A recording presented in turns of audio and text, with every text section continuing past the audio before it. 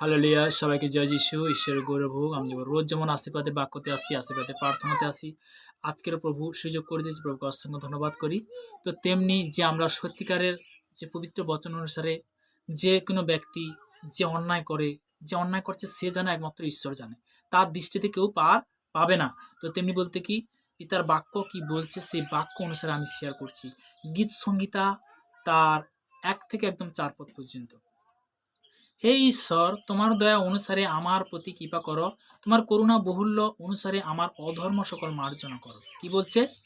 আমরা যে অধর্ম কাজ করেছি, কুকাজ করেছি, তাতে কি হবে? পরিত্রাণ করো, মাফ করো, ক্ষমা করো, মার্জনা করো, তাই না? নেক্সট বলছে 2 পদে, আমার অপরাধ হইতে আমাকে নিঃশ্বাস ধুত করো, আমার পাপ হইতে আমাকে সূচি করো। আমার পাপ হইতে তুমি সূচি করো। তো তেমনি বলতে কখন সূচি করবে? যখন আমরা অঙ্গীকার করব, যখন আমরা আমার বাবার কাছে বলবো, আমরা সেই সৃষ্টিকর্তা পিতা পরমেশ্বরের কাছে যখন আমরা কি করব? অঙ্গীকার করব। শোনাতে পিতা আশীর্বাদ করে, বলাতেও আশীর্বাদ করে। তিনিও কি বলছে? কেননা আমি নিজে আমার অধর্ম সকল জানি, আমার পাপ শত তোমার সম্মুখে আছে। কেননা আমার অধর্ম সকল আমি জানি, আমার পাপ সকলকে তোমার সম্মুখে আছে। 4 পদে বলছে, তোমার বিরুদ্ধে, কেবল তোমারই বিরুদ্ধে আমি পাপ করেছি, তোমার দৃষ্টিতে যাহা কুৎসিত তাহাই করেছি, অতএব তুমি আপনার বাক্য ধর্মময়, আপনার বিচারে কি নির্দোষ রয়েছি।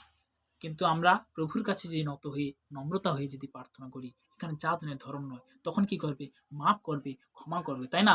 তো তেমনি বলতে কি যে সর্বদা আজকের এই সুন্দর বাক্য দেওয়ার জন্য অসংখ্য ধন্যবাদ করি। প্রত্যেকটা সন্তান যারা শুনছে তাদের জীবনে চেঞ্জ আসুক, তাদের মধ্যে বিশেষ করে পিতাগো সর্বদা তোমার গুণ আসুক, তাদের মধ্যে ক্ষমা, বিশেষ করে পিতার কাছে যেন তারা নম্রতা সহকারে যেন প্রার্থনা করে, তো পিতা তখন আশীর্বাদে পরিণত করবে। তো তেমনি 2 বংশাবলী তার সাধুদের 14 পদে বলছে, আমার প্রজারা যাহাবে নাম করিতে আছে তাদের নম্রভাবে প্রার্থনা করে এবং আপনাদের কুপদ্ধতি ফিরে আমি স্বর্গদূত আসিবে তাদের পাপ ক্ষমা করিব। প্রভুকে সর্বদা আমার বিশ্বাস পেতে দেখো, তুমি ক্ষমা করলে, তুমি পরিত্রাণ করলে, তুমি উদ্ধার করলে প্রভুকে যে সকল সন্তানরা, কারণ আমরা মনুষ্য প্রভুকে সর্বদা যেমন সর্বশ্রেষ্ঠ যে মনুষ্য জীবকে তুমি সৃষ্টি করেছো, তোমার কাছে আমি প্রার্থনা করছি, তোমার দাস হতে পেতে গো, প্রত্যেকটা সন্তানকে তুমি মাফ করো, তুমি ক্ষমা করো প্রভুকে তাদেরকে তুমি সর্বদা পেতে গো, পাপ থেকে পরিত্রাণ করো। আমার বিশ্বাস প্রত্যেকের সন্তানকে পেতে তুমি সুরক্ষিত রাখো প্রভু 2026 সালে প্রভুকে সর্বদা যে সকল সন্তানরা যে অবস্থায় রয়েছে তাদেরকে তুমি মহামহ আশীর্বাদ করো প্রভু।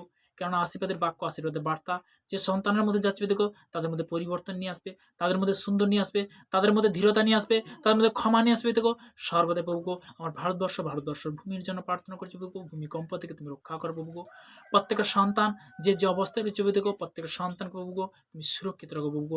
হার ইনফেকশন থেকে, হার ভাইরাস থেকে তুমি রক্ষা করো প্রভু। এই প্রার্থনা আশীর্বাদ প্রভু যীশু খ্রিস্টের নাম থেকে ছিলাম। আমেন। আমরা সবাইকে জয় যীশু।